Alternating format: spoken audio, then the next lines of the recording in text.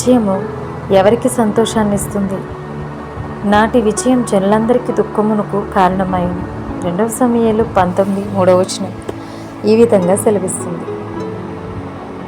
సహజముగా విజయం సంతోషాన్ని ఇస్తుంది, ఆనందముతో మన హృదయాన్ని, మన ఇంటిని నింపుతుంది. కానీ ఇక్కడ వాక్య భాగములో అట్టి విజయం జనుల దుఃఖమునకు కారణమైంది. ఎందుకని విజయం దుఃఖమునకు మార్చబడింది? దేవుని వాక్యమేమో అంగలార్పు నాట్యముగాను, దుఃఖం సంతోషంగాను మార్చబడుతుందని సెలవిస్తుంటే, ఇక్కడ మాత్రం ఎందుకు రివర్స్లో జరిగింది? ఇశ్రాయేలీయులకు గొప్ప రాజు, దేవుని చెంతకు వారిని నడిపించే కాపరి, అందరి ఇంటిలో ఒక కన్నబిడ్డగా ఉండేవాడు రాజైన దావీదు. అలాంటి దావీదునే తన కన్నబిడ్డ అయిన అబ్షలోం మోసం చేశాడు. కుయుక్తిగా పన్నాగాలు పన్ని తండ్రికి తెలియకుండా తండ్రి రాజ్యమును తన సొంతం చేసుకోవాలని చూశాడు. చివరికి తండ్రి స్థానంని ఆక్రమించాడు. యుద్ధవీరుడు, గొప్ప శక్తిమంతుడు, తన ఎదుట ఎవ్వరూ నిలవచాలని బలవంతుడు. అదే రీతిగా తన కోసం ఎంతో పెద్ద సైన్యాన్ని, తాను ఒక్క మాట సెలవిస్తే ఏమైనా చేయగల సమర్థులను, ఆప్తులను, శ్రేయోభిలాషులను, కుటుంబ సభ్యులను కలిగిన వ్యక్తి దావీదు. అయినప్పటికీ సొంత కొడుకే తనకు వ్యతిరేకముగా కార్యము చేస్తే నోరు ఎత్తలేదండి. ఎందుకు ఇలా చేశామని ప్రశ్నించలేదండి. సొంత కొడుకే వెన్నుపోటు పొడిచాడని నిందించలేదండి. కానీ అతని ఎదుటి నుండి పారిపోయాడు.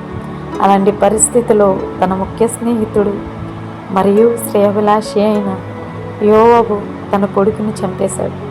వెనువెంటనే దావీదు విజయం సాధించాడు అని చేధ్వనులు విన్నాడు. ప్రజలందరి సంతోషాన్ని చూశాడు రాజైన దావీదు. అందుకే ఎంతగానో విలపించాడు.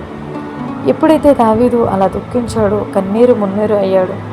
దావీదును ప్రేమించిన ప్రజలందరూ దావీదును బట్టి దుఃఖించారు. అందుకే ఆ రోజు వారు సాధించిన విజయం వారి దుఃఖానికి కారణమైంది. 2 సమూయేలు 18:33, 19:1-2. దేవుని హృదయానుసారుడైన దావీదు తన శత్రువుపై విజయం సాధించాలి అంటే దేవుడు చెప్పినట్లుగా వారిని క్షమించాలి, వారికి సహాయం చేయాలి. అది వారి తలపై నిప్పులు కుప్పగా పోయేటతో సమానమని గ్రహించాడు. శత్రువుని సహితం క్షమించి ప్రేమించి తన తండ్రి ప్రేమను రుచి చూసిన దావీదు కూడా తన ఎదుట నిర్హేతకముగా కాలు దువ్విన కొడుకుని క్షమించాడు. కాబట్టి అతని మరణమును బట్టి అంతగా దుఃఖించాడు. ఇది చదువుతున్న ఓ నా ప్రియనేస్తమా, నీవు నేను నిర్హేతముగా మనల్ని నిందించేవారిని, మనకి చెడు కల్పించేవారిని, మన వెనుకే ఉంటూ నమ్మక ద్రోహం చేసే మిత్రులను, అన్యాయముగా మనల్ని బాధించేవారిని నీవు నేను ఇదే విధముగా క్షమించగలుగుతున్నామా? లేదా వారు చేసిన నమ్మక ద్రోహానికి ప్రతిగా రెట్టింపు ద్రోహం వారికి చేస్తూ, వారు ఏడుస్తూ బాధపడుతూ ఉంటే వారిని చూసి నవ్వుకుంటూ నేను విజయం సాధించాను అని సంబరపడుతుంటే వారి వలె ఉన్నామా? మన విజయం ద్వారా దేవుడు సంతోషపడుతున్నారా? లేదా అన్యాయం చేసి పొందుకున్న విజయాన్ని బట్టి, జీవితాన్ని బట్టి దేవుడు దుఃఖిస్తున్నారా అనేది నువ్వే గ్రహించుకోవలసి ఉన్నది.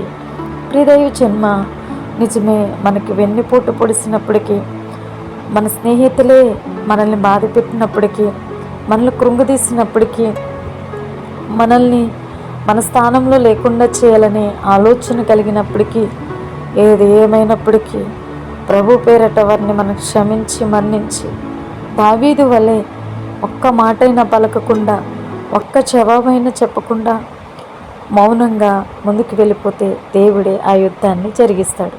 God bless you all.